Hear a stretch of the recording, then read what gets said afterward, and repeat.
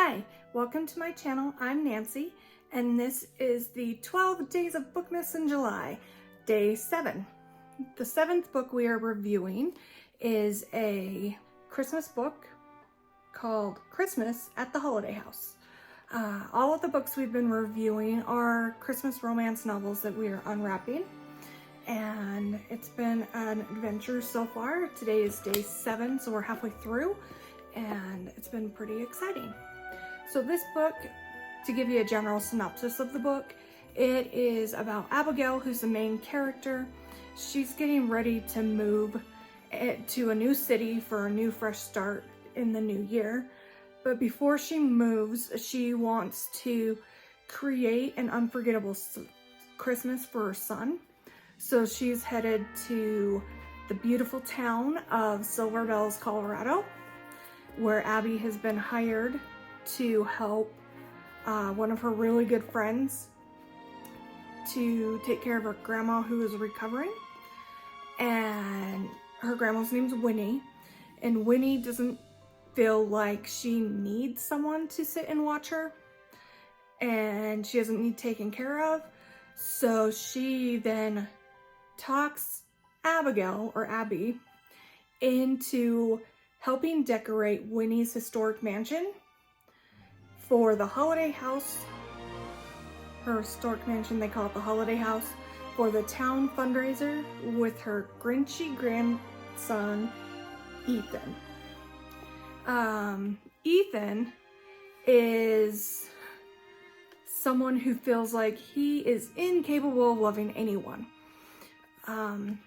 He then, as he met Abigail, he realizes that he can't stop thinking about Abby, but he's not willing to do anything about it because Abby is going to be leaving after Christmas. She's moving to Texas. He doesn't want to deal with that. And he is then enlisted to help Abby decorate the mansion.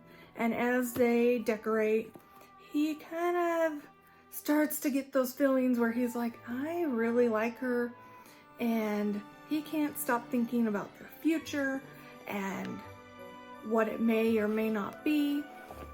So on the back of the book, I like how it says, through the record cold winter, visions of his future dance in his head. One filled with warmth, love, and a new beginning for both of them. So the book itself was really cute, very, very Christmassy, and I loved it. I gave the book 4.5 stars, which is really good. I would almost give it 5. There was just one spot in the plot that I didn't really like, but 4.5, and I definitely recommend this to anybody who wants an actual Christmas book to read. Just flipping my page here. Okay, so the things that I liked about the book were the characters themselves. Every character, the main character, the sub-characters, they were all written really, really well. They all had a really good backstory.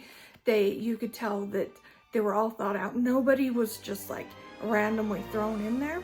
They were all written and all had their own personalities, everything.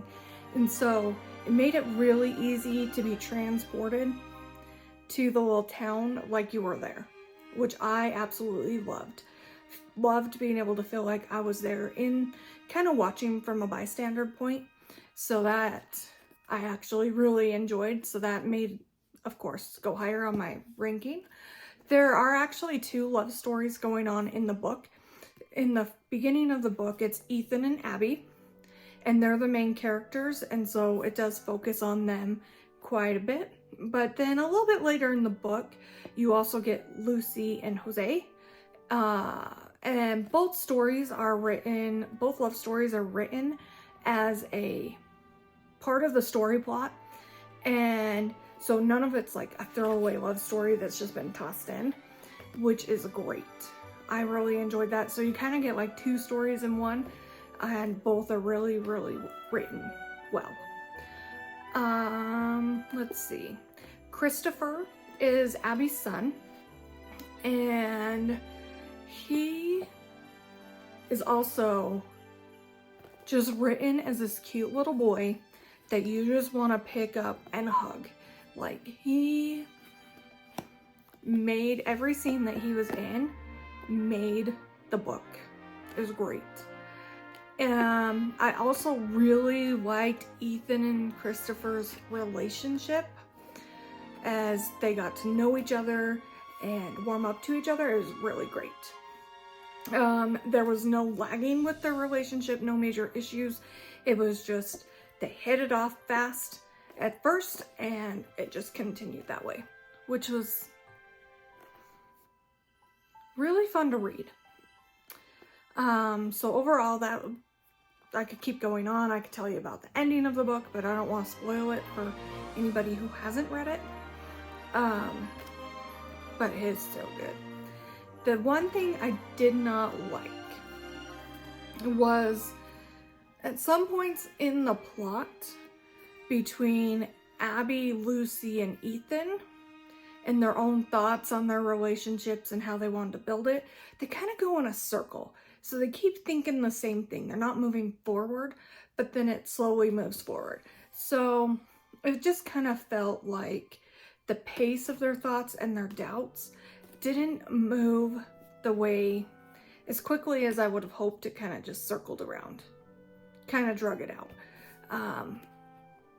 But if that's the only thing I didn't like, I'd have to say it for sure is a 4.5 star read, and definitely so far the best book I've read for the 12 Days of Bookmas. So if you have read Christmas at the Holiday House, leave a comment below telling me what you thought of the book.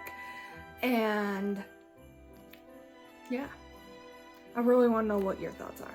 So leave a comment below if you've read it, or if you're going to be adding it to your TBR this year for your Christmas books.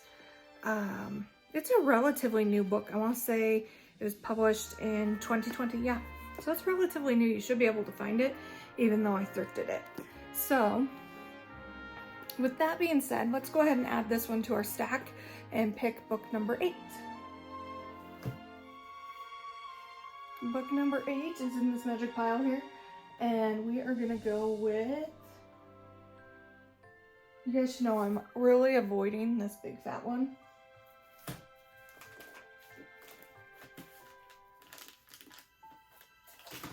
Let's go with this one. Yeah, I might got feeling it. Is this one a soft one or a hard one?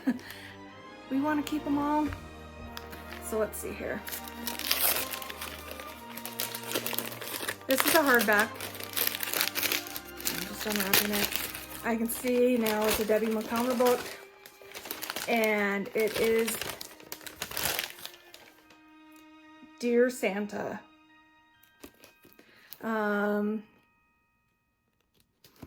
So this one let's hope it's a little bit more Christmassy than the last few.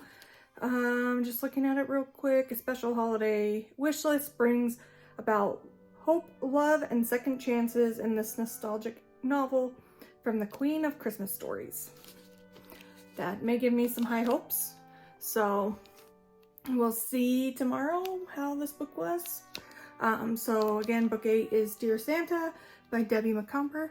If you like this video, please give it a thumbs up and consider subscribing to my channel, and we can become book buddies. Until next time, which will be tomorrow. So until tomorrow, happy reading, book friends.